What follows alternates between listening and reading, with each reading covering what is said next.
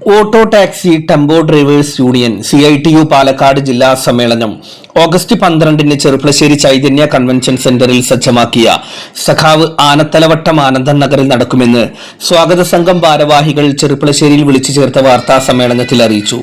പാലക്കാട് ജില്ലയിലെ 15 ഡിവിഷൻ സമ്മേളനങ്ങളിൽ നിന്നും തെരഞ്ഞെടുക്കപ്പെട്ട 400ഓളം പ്രതിനിധികളാണ് സമ്മേളനത്തിൽ പങ്കെടുക്കുക.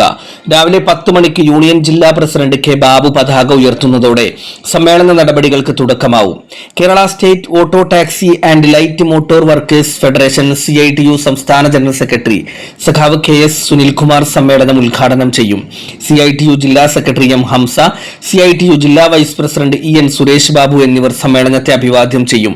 ഇത് സംബന്ധിച്ച് വിളിച്ചു ചേർത്ത വാർത്താ സമ്മേളനത്തിൽ AV Suresh Kumar, K. Nandakumar, E. Chandrababu, I. Shaju, V. Kannan, C. Ananthanarayanan, MR Jaishankar എന്നിവർ പങ്കെടുത്തു.